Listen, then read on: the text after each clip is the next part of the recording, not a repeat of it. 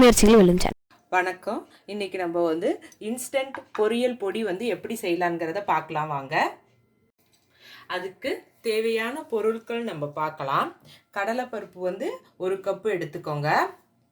கடலைப்பருப்பு எந்த கப்பில் நீங்கள் அளந்து எடுக்கிறீங்களோ அதே கப்பில் வந்து உளுந்து வந்து ஒரு 1/2 கப் எடுத்துக்கோங்க. கொத்தமல்லி விதை வந்து 3/4 கப்பு எடுத்துக்கோங்க. தேங்காய் வந்து 1 கப்பு எடுத்துக்கோங்க. மிளகாய் உங்களுக்கு எவ்வளோ காரம் தேவையோ அந்த அளவுக்கு வந்து மிளகாய் எடுத்துக்கோங்க. இது காஷ்மீரி மிளகாய், இது உங்களுக்கு வேணும்னா எடுத்துக்கோங்க. பட்டை வந்து ஒரு சின்ன சைஸ் பட்டை வந்து ஒரு 2 எடுத்துக்கோங்க. கிராம்பு வந்து ஒரு 6 எடுத்துக்கோங்க. ஏலக்காய் வந்து ஒரு 6 எடுத்துக்கோங்க. மஞ்சத்தூள் வந்து 1 ஸ்பூன் எடுத்துக்கோங்க. பெருங்காயத்தூளும் 1 ஸ்பூன் எடுத்துக்கோங்க. தேவையான அளவு வந்து உப்பு எடுத்துக்கோங்க. இப்போ வந்து பொரியல் பொடி வந்து எப்படி செய்யலாங்கிறத பார்க்கலாம் வாங்க. பொரியல் பொடிக்கு வந்து அடுப்பை பற்ற வச்சுட்டு இந்த மாதிரி ஒரு கடாய் வந்து போட்டுக்கோங்க. போட்டுட்டு கடலைப்பருப்பு எடுத்திருந்தேன் பாருங்கள், இந்த கடலைப்பருப்பு, அடுத்தது உளுந்து எடுத்திருந்தோம், இந்த உளுந்து, கொத்தமல்லி விதை, அது இந்த 3ஐயும் மட்டும் நீங்கள் வந்து நல்லா வறுத்துக்கோங்க. நான் வறுத்துட்டு காட்டுறேன். பாருங்க, நம்ம கடலைப்பருப்பு, உளுந்து, கொத்தமல்லி விதை இது எல்லாத்தையும் போட்டிருந்தோம். அது நல்லா வறுபட்டுருச்சு. இங்கே பாருங்கள், கடலைப்பருப்போட கலர்லாம் வந்து கொஞ்சம் வந்து ப்ரௌன் கலரில் மாறும். அப்போ வந்து நம்ம இதை வந்து எடுத்துடலாம். எடுத்து இந்த மாதிரி ஒரு தட்டில் வந்து இதை வந்து கொட்டிக்கோங்க. கொட்டிட்டு அடுத்தது அதே கடாயில் வந்து நம்ம எடுத்து வச்சுருந்த இந்த மிளகாய் இருக்குது பாருங்கள், மிளகாய், இந்த காஷ்மீரி மிளகாய், இது 2மே வந்து கொஞ்சம் நேரம் நீங்கள் வறுத்துக்கோங்க. நான் வறுத்துட்டு காட்டுறேன். பாருங்கள், நம்ம மிளகாய் போட்டிருந்தோம், மிளகாவும் வறுபட்டுருச்சு. மிளகாய் எப்படி வறுபட்டுருச்சுன்னா இங்கே பாருங்கள், மிளகாய் வந்து கொஞ்சம் வந்து உப்பி வரும். இதுதான் கரெக்டான பதம்.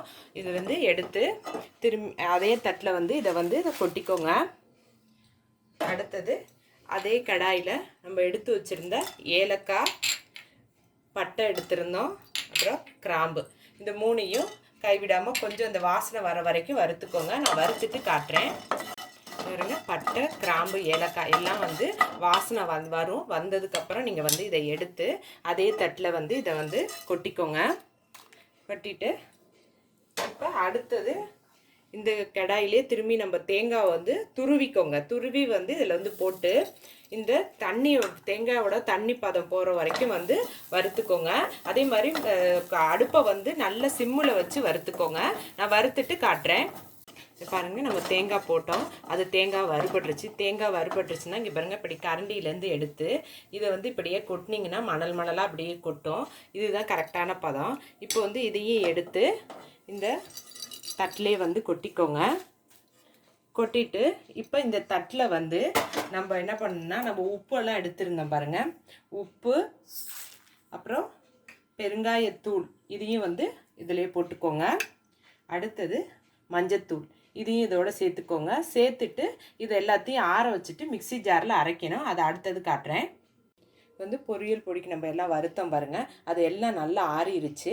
ஆறினதுக்கு அப்புறமா வந்து பார்த்திங்கன்னா மிக்சி ஜாரை வந்து நல்லா தொடச்சிக்கோங்க. தண்ணி சுத்தமாக இருக்கக்கூடாது.